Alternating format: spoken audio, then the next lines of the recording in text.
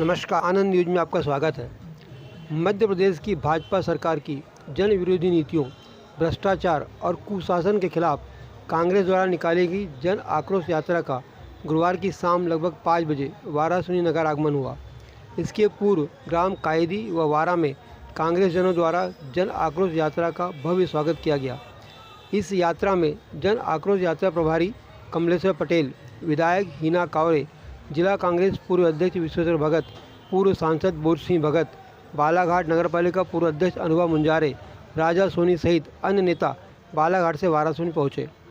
इस यात्रा का ग्राम कायदी व वारा में डोंगरमाली ब्लॉक कांग्रेस अध्यक्ष जितेंद्र सिंह राजपूत, खैलांजी ब्लॉक कांग्रेस अध्यक्ष गोकुल गौतम, नगरपालिका पूर्व अध्यक्ष विवेक पटेल, सुदेश गुड्डू सोनी, राजा अली, जावेद अली, अनिल पिपरेवार, जिला पंचायत पूर्व सदस्य रामकुमार नकपुरे सहित अन्य कांग्रेस जनों द्वारा भव्य स्वागत किया गया।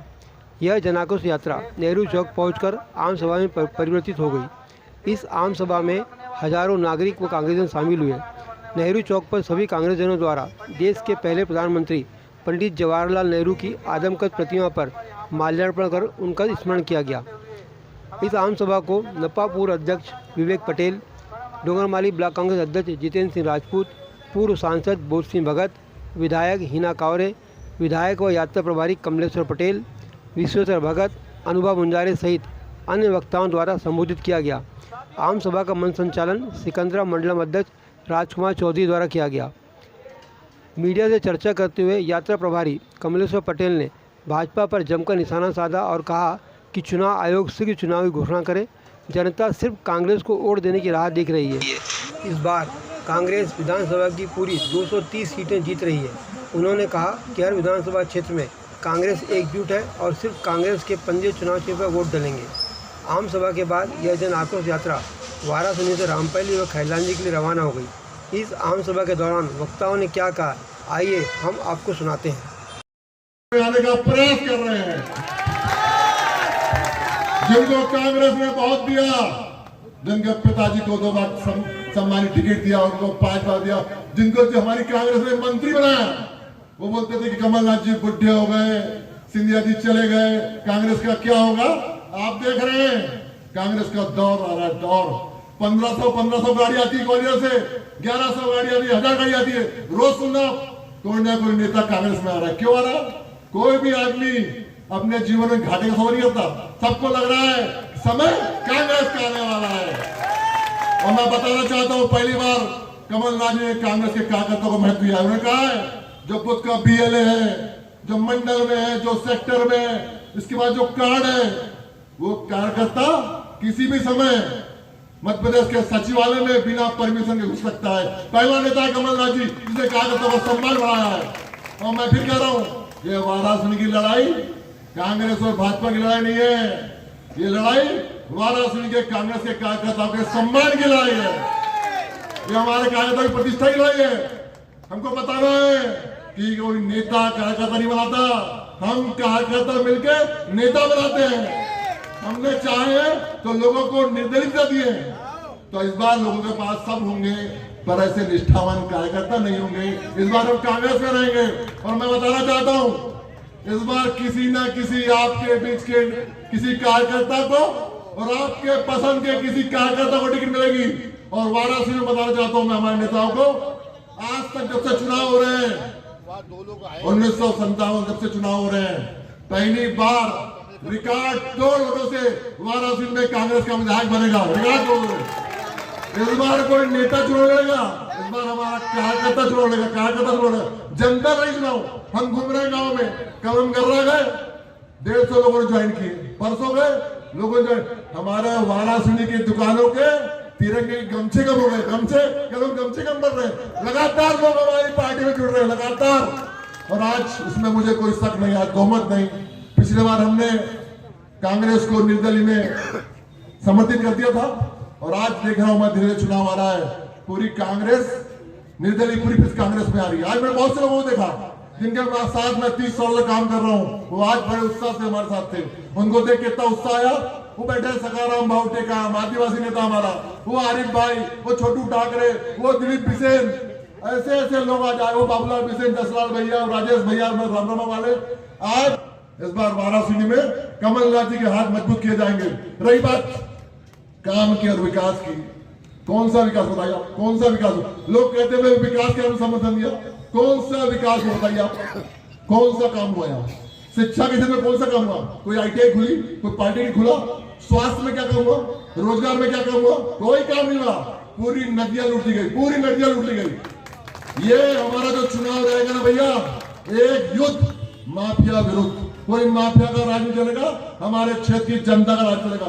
सीधे साधे लोग हैं हमारे यहाँ, सीधे साधे लोग हैं। और इस बार आप सबके आशीर्वाद बढ़िया हमारे पानी आया, खूब फसल हो, अब संपन्न हो। क्योंकि समय कम है, मैं अपनी बात को यही खत्म करना चाहता हूं। हमने एक नारा दिया था बहुत पहले, यहां जब 1998 में हम नए शुरुआत किए थे। हमने पहली बार 22 साल बाद हम लोगों ने कांग्रेस का विधायक बनाया था, बड़ी मेहनत की गांव का गठन किया था और हमने एक नारा दिया था, हम जहां जाएंगे फतह पाएंगे, ये हमारा वादा है। और वाराणसी के युवाओं की ताकत परमाणु बम से ज्यादा है। आप ये नेहरू जी के प्रतिमा हमने फूल चढ़ाया है। नेहरू जी है देश की आजादी में महत्वपूर्ण भूमिका निभाने वाले, 3000 दिन तक जेल में रहे। इस देश का निर्माण करने में पूरी महत्वपूर्ण भूमिका रही इनकी। हम इनके लोग सबसे ज्यादा फ्रीडम फाइटर वाराणसी में 91, ये वीरों की नगरी है। और पूरे फ्रीडम फाइटर कांग्रेस के हैं। और फिर आज कांग्रेस फिर से जागी है। वो बैठे हमारे माखन भैया, पारसर जी, जयसराज भैया, मैं जो देख रहा हूँ आज फिर से कांग्रेस वापस आई है। और हम सब मिलकर आपको आश्वस्त करते हैं, वादे तो बहुत से, भाषण करने की बहुत कुछ चीज है। आज मैं कह रहा था संगठन की मजबूत की बात कर रहा था, आज फिर कांग्रेस एक दिख रही है। और हम सब मिलकर आपको आश्वस्त दिलाते हैं, हिना दीदी, हमारे कमल भैया, हम सब मिलकर वाराणसी में कांग्रेस को जिताएंगे। और आप जैसा चाहेंगे, आपके जैसा चाहेंगे आप, हमारा का वो बैठे हमारे पप्पू भैया, हमसे रवाले, मैं देख रहा हूँ मुझे ऐसे ऐसे चेहरे दिख रहे हैं जो जनाक्रोश किस बात का है। जनाक्रोश प्रदेश में, प्रदेश के लोग प्रदेश की बात करेंगे, मैं वाराणसी की बात करूंगा। वाराणसी में जनाक्रोश बात का है। पिछले बार हमारे सबसे पहले प्रदेश संगठन से माफी मांगूंगा कि प्रदेश संगठन ने सही निर्णय लिया था और हम उस निर्णय को समझ नहीं पाए। और हमने झंडे और डंडे की लड़ाई में झंडा बचाने के लिए असली कांग्रेस नकली कांग्रेस के नाम पर चुनाव हुआ।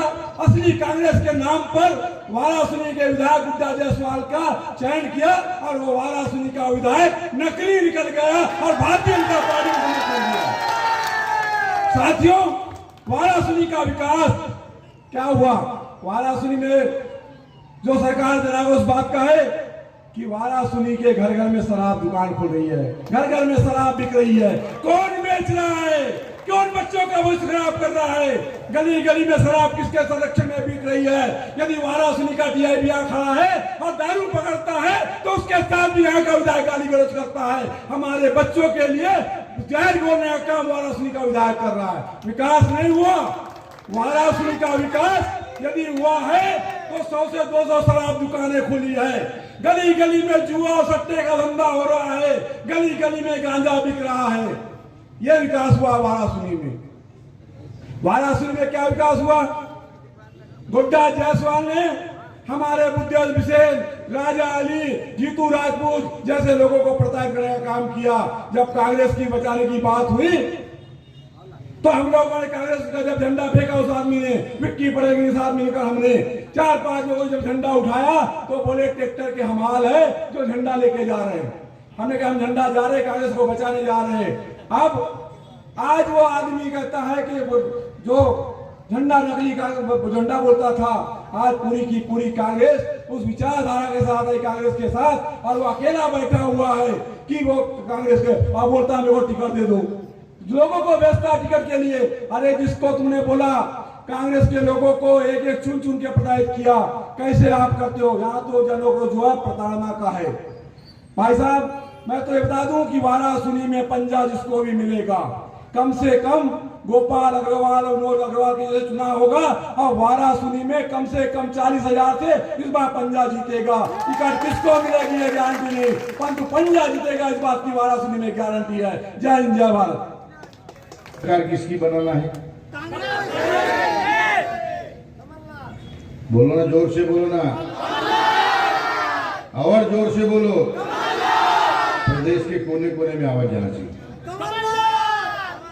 तो कमलनाथ जी की सरकार बनेगी कैसे? कैसे बनेगी बताओ ना। वोट देने से बनती? अरे यहाँ से कांग्रेस का उम्मीदवार जीता होगे तब बनेगी।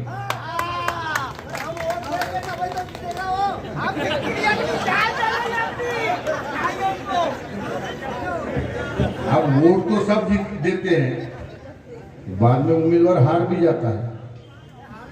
पिछले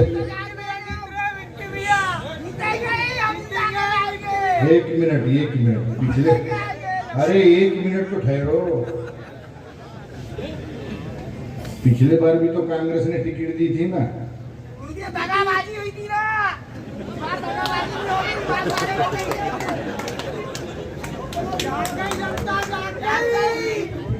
इस बार तो नहीं करोगे?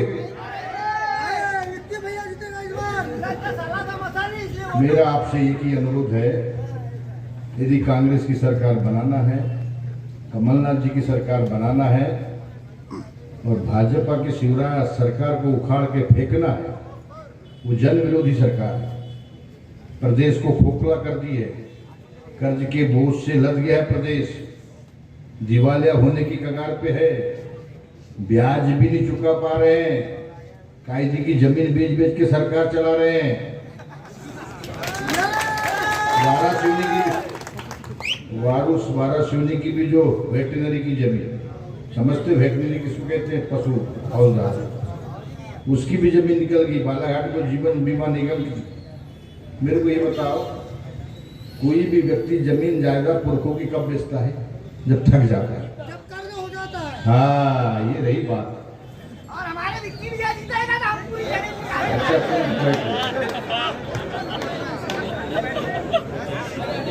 ये सरकार जो है, ये सरकार फेल हो गई है। इसको उखाड़ फेंकने में ही सबका भला है। अब सरकार भी फेंकना है और बालाघाट जिले में पागलों का राज भी उखाड़ के फेंकना है। यहाँ पर एक पागल के हाथ में जिले की बागडोर है, जो कई ड्रामे करता है, कई नाटक करता है। अभी नहीं देखे, वाराणसी में सबको विधायक बना दिया भाजपा वालों को।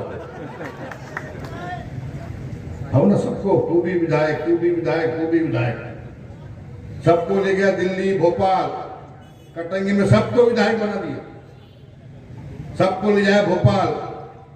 और फायदा किसने उठाया? खुद ने। तो इनको क्या मिला? कटंगी वालों को क्या मिला? वो स्थानीय कह के चिल्लाते रह गए और खुद मंत्री बन गया। क्या मंत्री? प्रामाणिक तौर पे मैं बोल रहा हूं, जिसके ऊपर लोकायुक्त का प्रकरण 5 सालों से चल रहा है। किसान चल रहा है, सुप्रीम कोर्ट ने फिर केस भेज दिया यहाँ। कहा? आय से अधिक संपत्ति का। और ये पैसा कहां से आया? कहां से आया? ये सब किसानों का पैसा है। ये जब कृषि मंत्री था, मेरी लड़ाई किस बात की थी? मैं कांग्रेस में क्यों आया? कांग्रेस में इसलिए आया मैं, भाजपा में मेरी सुनवाई होती थी नहीं थी। मैंने सरकार में रह के विरोध किया, किसानों के हित के लिए लड़ाई लड़ा। नहीं चलेगा नकली खाद, बीज, दवा। जिंदगी भर मेहनत करते हैं, खून पसीना बहाते हैं। हमको सांसद क्या के लिए बनाए उनने? विधायक क्या के लिए बनाए? उनका शोषण रोकने के लिए, उनको न्याय मिले, उनका जीवन सुखमय हो, उनको सही दवा मिले, सही बीज मिले। ये हमारा दायित्व है, सब जनप्रतिनिधि का दायित्व है। मलाई खाने के लिए थोड़ी बने हम सांसद विधायक। हमको अपने नैतिक जिम्मेदारी का निर्वहन करना पड़ेगा। मैंने कई बार आग्रह किया, नहीं चलेगा ये नकली खाद, दवा, बीज। ब्रांडेड कंपनी की दवाई दो। किसान को एक तो आदमी नहीं मिलते दवा छिड़कने के। मैं किसान हूं, 12 घंटे खेत में रहता हूं। अभी भी मेरा लड़का बी है, अभी भी 12 घंटे खेत में रहता है किसी सांसद का लड़का 12 घंटे? इसलिए मैं इन चोरों के खिलाफ आवाज बुलंद करता हूं। कोई मेरे नंबर 2 के धंधे में, और मैं करना भी नहीं चाहता। मेरा नाम बोध सिंह है, नाम के अनुरूप काम होना चाहिए। मैं दुनिया को बोध कराने के लिए पैदा हुआ। मैं विधायक था, हैदराबाद क्षेत्र में गुंडागर्दी चरम सीमा पे थी। मैंने प्रण किया, संकल्प किया कि मेरे रहते कोई भी व्यक्ति खैलानी में मान सम्मान से जिए, आत्मसम्मान से जिए। कई मेरे को धमकी आई, मैंने शांति का वातावरण स्थापित किया। मैं सांसद बना, मंत्री को मैंने कई बार समझाया, नहीं चलेगा ये गोंदिया में रुचि कंपनी का हवा गवा बीच ब्रांडेड कम बाहर के होना, टाटा का होना, नहीं माने। हमने एक दिन मलाजखंड में विरोध किया। हमने कहा यशोदा कंपनी का सीट हमने लाइसेंस निरस्त किया था, किसानों के हित में किया था। इनने 10 करोड़ रुपए लिए उस कंपनी से, लाइसेंस बहाल किया। पूछना कन्हैयालाल रुसिया के यहाँ। मैं जब गया, मैंने लाइसेंस देखा, जेडीए ने बहाल कर दिया। मुझे दुख हुआ और जिले भर बीच बटने लगा। मैंने मलाजखंड में वो बात उठाया। मैंने कहा इससे किसानों की आय दुगनी नहीं होगी, किसानों की आय तब दुगनी होगी, ये जो कमियां खामियां जो है छिद्र है, ये बंद करना पड़ेगा। लोगों को सही सिंचाई का पानी मिले, बिजली मिले, सही खाद मिले, सही दवा मिले, तब जाकर के उनकी आय दुगनी होगी। मैंने कहा उसकी लाइसेंस बहाल नहीं करना था, उसको दंडित करना था, दूसरी कंपनियां सबक लेती। मंत्री ने एक अपने दलाल को खड़ा किया, बोले कहीं नहीं बिक रहा है, लाइसेंस कोई बहाल नहीं हुई। अरे मैंने कहा मैं आया हूं मंत्री जी कन्हैयालाल रुसिया के यहाँ, लाइसेंस देख करके बहाल हो गई उसकी। अहंकार की चरम सीमा। तू क्या बताएगा, बोले कब का सांसद है? बताओ, 16 लाख लोगों का प्रतिनिधित्व करने वाले को इस रूप में बात कर रहा है, तू क्या बताएगा? कब का सांसद है? मेरे सम्मान के खिलाफ मैं सब सह सकता हूं, आत्मसम्मान पे चोट नहीं सह सकता मैं। और आत्मसम्मान के साथ कभी मैं समझौता नहीं कर सकता, चाहे पद मिले चाहे पद गिर गए ना, सब तो गिर गए गौरी शंकर के पैर पे। जिनकी दैया मैया लिए वो भी जाके साष्टांग दंडवत हो गए। मुझे ऐसा पद नहीं चाहिए। तब मैंने कहा तू क्या बताएगा, चोर लुटेरा, कहां से आई तेरे पास इतनी दौलत? बहुत सारे लोग रहे राजनीति में, थान सिंह बिसेन रहा, लोचनलाल ठाकरे रहा, तेजलाल टेमरे रहा, नंद किशोर शर्मा रहा, विशेश्वर भगत भी रहे, ये भी मंत्री रहे। लगा दे 1 पैसे का दाग। और इनके पास शहर भर बांट रहे सोन पपड़ी, आम बांट रहे लंगड़ा और कौन सा। और जब एक कृषि मंत्री से बताता हूं, जगह जगह कृषि मेले, अभी 5 साल से देखते हुए एक कृषि मेला होते। मंत्री बदल गया, कमल पटेल बन गए कृषि मंत्री। और ये जब मंत्री था तो कैलानी में ब्लॉक में कृषि मेला, तहसील में कृषि मेला, जिले में कृषि मेला, संभाग में, प्रदेश में ट्रकों से माल बुलाना, चावल गेहूं तेल। और रखते कहां थे मालूम है तुमको क्या? अरे ये जो आरटीओ का भी ऑफिस बना है, वो गोडाउन में पूरा तेल और चावल गेहूं रहता था, और दूसरा माल रहता था इसका स्टॉक बालाघाट स्टेडियम में। और वहां से आता था, किसके यहाँ रोटी हुई? रामलाल के यहाँ 2-3 बिल पर 1 बोरी चावल भेज दो। माल किसका है? किसका? पलना में कहते ना कि उसमें छत्तीस गुटवारे बुंदेलखंड में गए, पलना में ललना किसी का और नाम किसी और का। माल किसका? किसानों का। बांट कौन रहा है? बोले चावल भेज दो, तेल भेज दो, गेहूं भेज दो। अब फुकट का खाने वाले को मजा तो आता है। बोले दानदाता कौन है? गौरी शंकर बिसेन। अरे दानदाता वो नहीं, तुम्हारे खून पसीने की कमाई है वो, जो ये लूट करके सब बांटता था। रिश्तेदार मेरा ऑफिस भी गिरा रहा। इतना नंगा नाच, इतना पद का अहंकार। आने दे कांग्रेस की सरकार, जेल में नहीं डाले। देखियो ना करुणानिधि का हाल, जयललिता ने कैसा खींचते खींचते लाई थी, वैसा इनका हाल होगा। और 1 महीना बस, और इधर बता देता हूं आपको, बस खत्म कर रहा हूं मैं। सरकार तो जा रही है, इन पे सब पे कमलनाथ जी भारी है।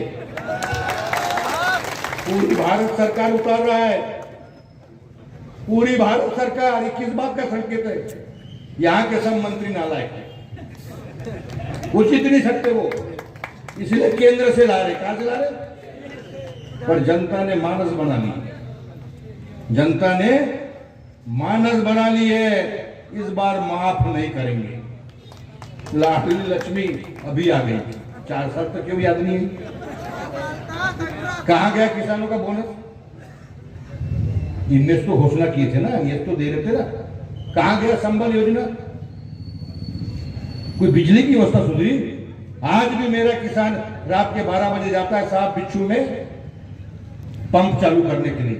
अरे 18 साल बहुत होते हैं किसी सरकार को, इतना समय दिया आपने, अब मत देना। और यहां से आज संकल्प लो, सब हाथ खड़े करो।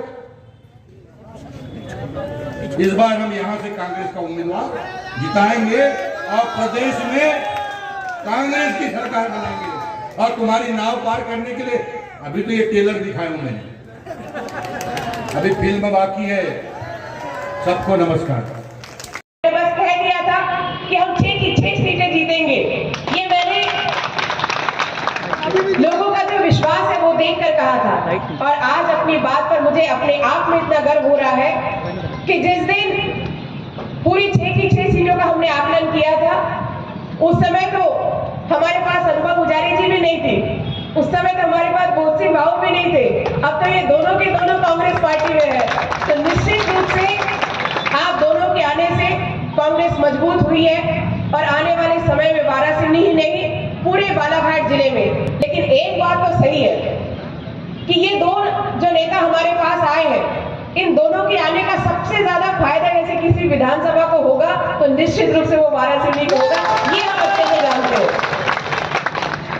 अभी तो भाऊ मुझसे कह रहे थे, बोलते भाऊ कि हिना जी जहां आवश्यकता हो मैं वहीं आपकी जन आक्रोश यात्रा में शामिल होता हूँ, सब जगह जाने की क्या जरूरत है? तो मैंने कहा कि भाऊ आपको तो कमलनाथ जी ने ही बोला है कि भाई, और सबसे बड़ी बात कि हमारे तो स्टार प्रचारक ही अभी बोध सिंह भगत जी और अनुभव पुजारी जी है, इन दोनों के बिना तो हमारी सभा में रौनक ही नहीं आती है। ये आप दोनों की जो एंट्री हुई है, ये कोई साधारण एंट्री नहीं है, ये एंट्री भी जनता की आवाज पर ही हुआ। आप दोनों लीडर हमारे जनता के लीडर हैं, आप दोनों राजनीति में खासा अनुभव है, और इन दोनों को हमारे नेता आदरणीय कमलनाथ जी ने कांग्रेस पार्टी में शामिल किया है, तो ये इस बात का संकेत है कि कांग्रेस बहुत गंभीरता के साथ चुनाव लड़ रही है। आप सबको याद होगा कि हमारे नेता आदरणीय राहुल गांधी जी ने 150 सीटों का नारा दिया। वहां राहुल जी ने 150 सीटों का नारा दिया और यहाँ अपन सब लोगों ने मिलकर 6 की 6 सीटों का नारा दिया है। तो हम तो चाहते हैं कि राहुल जी की 150 सीटें में हमारी जिले की 6 की 6 सीटें शामिल हो, और हम हमारे इस मंच के माध्यम से कमलेश्वर पटेल जी को ये आश्वस्त करना चाहते हैं और हमारे नागराज जी को कि आप इतना विश्वास जानिए कि जब मध्य प्रदेश विधानसभा का रिजल्ट आएगा तो 6 की 6 सीटें आपके कांग्रेस के हाथ में रहेगी। ये हम भरोसा आपकी तरफ से इनको दिलाते हैं। अभी पूरे गांव में कहीं पर है, मुझे अच्छे से याद है कि जब कमलनाथ जी वाराणसी में आए थे, उनका वाराणसी में जब आगमन हुआ, इतनी शानदार आप लोगों ने तैयारी की थी और इतनी शानदार आप लोगों ने स्वागत किया कि पूरा रिकॉर्ड ब्रेक कर दिया बालाघाट जिले की सभा का। इतनी जबरदस्त सभा आपने उनकी करवाई और बहुत खुश होकर कमलनाथ जी यहाँ से गए, क्योंकि भोपाल में बैठे बैठे वाराणसी की चिंता तो होती है, लेकिन जब वाराणसी में आए और यहाँ का लोगों का जनमानस का भावनाओं को उन्होंने समझा तो निश्चित ही वो यहाँ से बहुत प्रसन्न होकर गए और उस दिन से वो वाराणसी की तरफ से निश्चिंत हो गए। तो पहली बार कमलनाथ जी की यात्रा का स्वागत, दूसरी बार जब हमारी जन आक्रोश यात्रा आई तो कायदे से हम देख रहे हैं कि लगातार आप सब में बहुत उत्साह है और मुझे पूरा विश्वास है कि तीसरी बार भी जब यहाँ कांग्रेस पार्टी का उम्मीदवार घोषित होगा तो उस दिन भी ऐसे ही जबरदस्त माहौल वाराणसी में रहेगा। बस थोड़ा ही इंतजार है। सब लोग बहुत कुछ सुनना चाहते हैं, लेकिन मैं आपको एक ही इशारा करना चाहती हूँ कि जो आपके दिल में होगा, जो आप लोगों के बीच होगा, जो आपकी सोच और समझ में होगा, वही वाराणसी का उम्मीदवार बनेगा। इतना विश्वास आप लोग रखिए।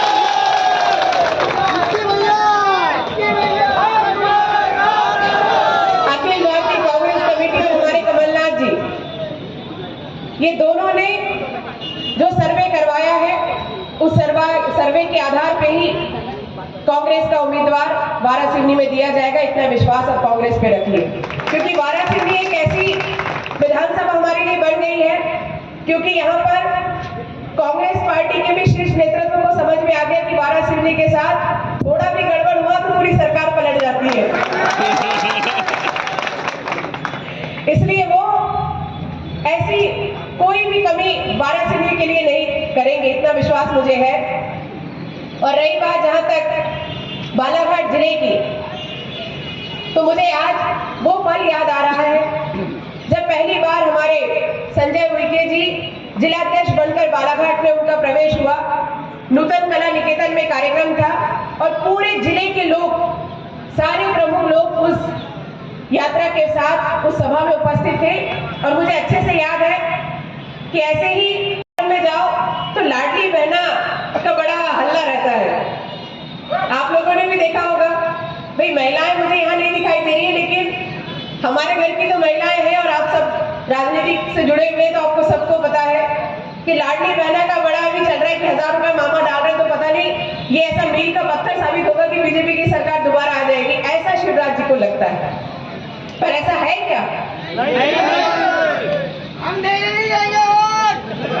मैं भी जानती हूँ और ये भी जानती हूँ कि जिन महिलाओं के खाते में 1000 रुपए आ रहे हैं, उन महिलाओं को भी पता है कि ये सरकार जो चुनाव के आखिरी समय में हमारे ऊपर 1000 रुपए खर्च कर रही है, वो इस बात को अच्छे से जानती है। क्योंकि गांव में जो मेहनत करने वाली महिलाएं हैं, रसोइयां, जिनकी तनख्वाह ही बड़े मुश्किल से 1000-2000 रुपए हुई है, उनका हर महीने पैसा देने में ये सरकार रोना रो रही है। आप देख लो कि हमारे जो मध्याह्न भोजन बनाने वाली स्व सहायता की महिलाएं हैं, उनको पैसा हर महीने नहीं मिल रहा है। आप सब लोग जानते हैं कि जो अतिथि शिक्षक हमारे यहाँ स्कूलों में आते हैं, जो शिक्षा देते हैं, जो बच्चों को शिक्षित करते हैं, वो भोपाल में जाकर आंदोलन करते हैं। इसलिए आंदोलन नहीं करते कि हमारी तनख्वाह बढ़ाओ। भाई एक बात तो है, आंदोलन यदि तनख्वाह बढ़ाने के लिए हो तो बात समझ में आती है कि भाई अभी जैसे पटवारी हमारे हड़ताल पर बैठे हैं, भाई कई लोग जाते हैं हड़ताल करते हैं कि हमारी तनख्वाह बढ़ा, तो बात समझ में आती है। लेकिन हमने जो मेहनत की है, हमने जो काम किया है, उसका पैसा दो, ये करने के लिए आंदोलन करना, ये तो बहुत ही शर्म की बात है किसी भी सरकार के लिए। कि कई हमारे अतिथि शिक्षक आंदोलन करते हैं कि 6-6 महीने तनख्वाह नहीं मिली, हमको पैसा दो। हमारी रसोइयां आंदोलन करती है कि हमको पैसा दो, हम कैसे काम चलाएंगे। मध्याह्न भोजन वाली महिलाएं जाती है आंदोलन करने। तो ये सोचने का विषय है। और इस बात को आप लोग केवल सुनिए मत, जब आप गांव में जाते हैं, जब आप बैठते हैं, तो इन सब बातों का जिक्र किया करिए। क्योंकि महिलाएं घर में पुरुषों से बाहर नहीं जाती। और बालाघाट जिले की तो तासीर मुझे पता है कि हमारे घर में भले ही हमारा जिला जो है लिंगानुपात में महिलाएं ऊपर है और पुरुष उससे नीचे है, लेकिन घर में जो निर्णायक भूमिका होती है हमारे परिवार के मुखिया की होती है। तो ऐसी स्थिति में अब आप लोगों की जवाबदारी कि आप उनको इन सब बातों से अवगत करवाएं, क्योंकि हमारे यहाँ की महिलाएं बहुत भोली भाली और सीधी होती है। और ये जवाबदारी कांग्रेस के कार्यकर्ताओं की है कि एक एक योजना के बारे में जिक्र करो। सोचने वाली बात है कि कांग्रेस पार्टी जब भी मंच से भाषण देती है तो अपनी योजनाएं गिनाती है, अपना घोषणा पत्र की बात करती है, अपने वचन पत्र की बात करती है। लेकिन कभी आपने देखा है कि भारतीय जनता पार्टी ने कभी अपने दृष्टि पत्र पर निगाह डाली है क्या? भाई कांग्रेस पिछली बार 18 में चुनाव लड़ी थी तो वचन पत्र, दृष्टि पत्र लेकर आई थी, घोषणा पत्र लेकर आई थी। भारतीय जनता पार्टी में भी दृष्टि पत्र, तो पता ही नहीं होगा कि बीजेपी ने भी ऐसा कोई पत्र जारी किया था क्या? पता है क्या? छोटा सा एक उदाहरण बताती हूँ क्योंकि समय बहुत हो गया है। पिछली बार क्योंकि इस बात को मैंने विधानसभा में भी उठाया, पिछली बार उन्होंने घोषणा किया कि जो लड़कियां, जो बच्चियां 12वीं क्लास में 75% या उससे ज्यादा बनाएंगी, उसको हम स्कूटी देंगे ताकि वो कॉलेज स्कूटी से जाए। विधानसभा जब लगी, अभी अंतिम कांग्रेस के विधायकों ने हल्ला किया कि आपने अभी तक वचन पत्र के ऊपर बात करी, कांग्रेस को आरोप लगाते हो, लेकिन आप ये बताओ कि जब आपने दृष्टि पत्र जारी किया तो उनमें कौन सी बात को आपने लागू किया।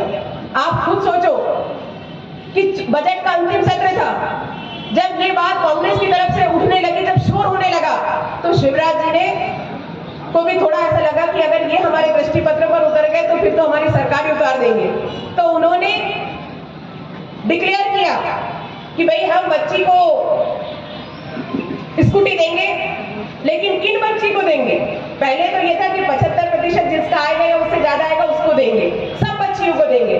लेकिन जब रिजल्ट आया और जब इन्होंने योजना बनाई तो पता किया कि जो सबसे टॉप करेगी स्कूल में केवल उसी को देंगे। पहले एक स्कूल में मिलने वाले थे 20, अब एक स्कूल में बड़ी मुश्किल से मिलेगी एक स्कूटी, क्योंकि जो टॉप करेगी उसी को मिलेगा। तब आप सोच लो, कई बार ऐसा लगता है मुझे कि सपने दिखाने से यदि वोट मिलते हैं तो फिर काम करने की जरूरत क्या है, ये बीजेपी की सोच है। लेकिन अब वो भूल जाए इस बात को कि कांग्रेस अब मैदान में है और पूरी ताकत के साथ में, जैसे कि पहले कांग्रेस ने कहा था कि 6 महीने पहले से टिकट हम लोग घोषित कर देंगे, लेकिन इस मामले में क्यों पिछड़ रहे हैं? देखिए, ऐसा है, पिछड़े नहीं है, राजनीति में कुछ नीति छुपा के रखनी पड़ेगी। ये कांग्रेस की नीति थी और कांग्रेस की नीति में भारतीय जनता पार्टी अपने जाल में फंस गई है। पिटे हुए मोहरे सब उतार कर आप देख रहे हैं जगह जगह गुटबाजी हो रही है, इस्तीफा दे रहे हैं। ये कांग्रेस पार्टी की सोची समझी साजिश थी, यही तो राजनीति है। तो इसमें कोई संशय की बात नहीं है। उचित समय पर कांग्रेस पार्टी अपने प्रत्याशी घोषित करे। आए दिन घोषणा होती है कि 15 दिन बाद में, अभी भी आ रही है, वो आपके बड़े नेता बोल रहे हैं कि अक्टूबर माह के प्रथम सप्ताह में लिस्ट आ जाएगी। तो कब तक आएगी जनता? जब उचित समय होगा, हमारी पूरी तैयारी है और हर सीट पर 10-10, कहीं 2 है, कहीं 3 है और अच्छे जुझारू उम्मीदवार है। कोई 19 होगा, कोई 20 होगा। ये सब मीडिया में बोलने की बात थोड़ी, इशारा हो गया। कमलनाथ जी ने तो कहा प्रेस कॉन्फ्रेंस, ये सब मीडिया में बोलने की बात नहीं है। जो जीतने लायक है वो सब तैयारी कर रहे हैं। तो कर कांग्रेस पार्टी पूरी तरह से तैयार है, मध्य प्रदेश की जनता भी पूरी तरह से तैयार है और कांग्रेस पार्टी के कार्यकर्ता नेता भी तैयार हैं। भारतीय जनता पार्टी की सरकार की विदाई समारोह करने के लिए बस इंतजार कर रहे हैं कि कितना जल्दी निर्वाचन आयोग सुनिश्चित कर दे और जनता जनार्दन जाके कांग्रेस पक्ष में मतदान करे।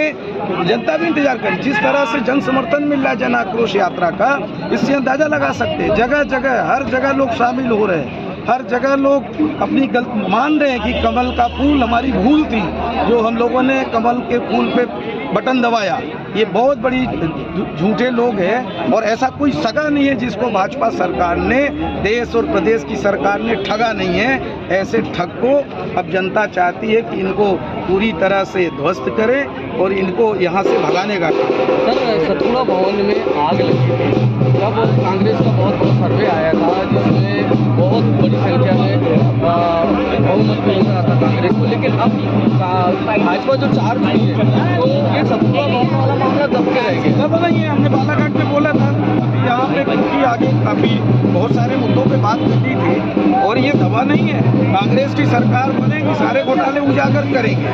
फाइलों को जलाने का काम किया है पर जनता को, दिलों को तो जलाने का काम नहीं है। जनता सजा देगी इनको। अभी तो सबसे बड़ी सजा जनता इनके घोटालों की देने वाली है और सरकार बनेगी तो सारी जो जांचें हैं वो जांच बिठाएंगे। जितने भी इनने भ्रष्टाचार किए, जो लूट मचाई है, जो घोटाले किए हैं, ये घोटालेबाजों को कभी कांग्रेस छोड़ने वाली नहीं है। आखिरी सवाल, जो विरोध हो रहा है टिकट को लेकर या नेताओं को लेकर, उस विरोध को कैसे साधेंगे? कांग्रेस पार्टी में किसी भी प्रकार की कोई गुटबाजी नहीं है और ना ही किसी प्रकार का विरोध है। कांग्रेस पार्टी के नेता कार्यकर्ता सिर्फ चुनाव चिन्ह हाथ के पंजे का इंतजार कर रहे हैं। कांग्रेस पार्टी जिसको भी हाथ का पंजा देकर भेजेगी उसको सभी लोग जिताने का काम करेंगे। इस वक्त हमारे साथ 5 मिनट इस वक्त हमारे साथ मौजूद है पूर्व मंत्री और जन आक्रोश यात्रा के प्रभारी कमलेश्वर पटेल जी। इनसे आज चर्चा करने की कोशिश करेंगे कि आखिर क्या है कांग्रेस के तमाम मुद्दे, 2023 की रणनीति क्या है, उसको लेकर भी चर्चा करेंगे। डॉक्टर साहब, क्या जरूरत पड़ी कि जन आक्रोश यात्रा कांग्रेस को निकालनी पड़ी? देखिए, जिस तरह से इन्होंने जन आशीर्वाद यात्रा निकाली, विकास पर्व मनाया, विकास यात्राएं निकाली और जनता का जो आक्रोश था वो आक्रोश जिस तरह से दिखाया, जनता ने इनको भगाने का काम किया, इनको समर्थन नहीं मिला। कांग्रेस पार्टी ये चाहती है कि जनता का जो आक्रोश है, जो सच है, भारतीय जनता पार्टी के झूठ के सामने, इनके घोषणाओं के सामने नदारद नहीं हो, ये आक्रोश जनता का बना रहे। हम अपनी बात लेकर जा रहे हैं और इनकी कमियां जो है, जो भ्रष्टाचार किए हैं, जो घोटाले किए हैं, जो बेरोजगारों के साथ, किसानों के साथ, मजदूरों के साथ, महिलाओं के साथ जो अन्याय अत्याचार करने का काम किया है, मिले हुए अधिकारों को जो छीनने का काम किया है, इन सब बातों को लेके जा रहे हैं और जनता वाकई भारतीय जनता पार्टी की सरकार के खिलाफ आक्रोशित है। और हमें जो जन आशीर्वाद मिल रहा है, जो जन समर्थन मिल रहा है परिवर्तन का, ये पूरी तरह से साबित होता है कि मध्य प्रदेश में कांग्रेस की सरकार एक तरफा बनने जा रही है। 7 सांसद और 3 केंद्रीय मंत्री, कुल 3 केंद्रीय मंत्री को बीजेपी ने इस बार उतार दिया। इसका तोड़ क्या है कांग्रेस के पास? अरे ये सब पिटे हुए मोहरे हैं। इन्हीं लोग तो किरदार हैं जो हमें महंगाई, बेरोजगारी मिला है। इसके कौन लोग जिम्मेदार है? केंद्र में थी इनकी सरकार, अच्छे दिन का नारा दिया था, 2 करोड़ प्रतिवर्ष रोजगार देने की बात कही थी, महंगाई आधी करने की बात कही थी, भ्रष्टाचार खत्म करने की बात कही थी, किसानों की आय दोगुनी करने की बात कही थी। इन्होंने कभी आवाज उठाई कि प्रधानमंत्री मोदी गलत काम कर रहे हैं? कभी बोला क्या? तो किस मुंह से ये वोट मांगने के लिए जाएंगे? किस मुंह से ये वोट मांगने जाएंगे? जो केंद्रीय मंत्री हैं, वो जो भाजपा के सांसद हैं, इनको जनता भगा देगी, क्योंकि ये भी बराबर के दोषी है। ये मानते हैं कि बाबुल सुप्रियो का पश्चिम बंगाल में जो हाल हुआ था, यहाँ ऐसे केंद्रीय मंत्रियों का हाल हो सकता है? 100% सारों की जमानत जब्त होने वाली है। हम 230 सीटें जीतने वाले हैं। भाजपा बताए कौन सी जीत रही है?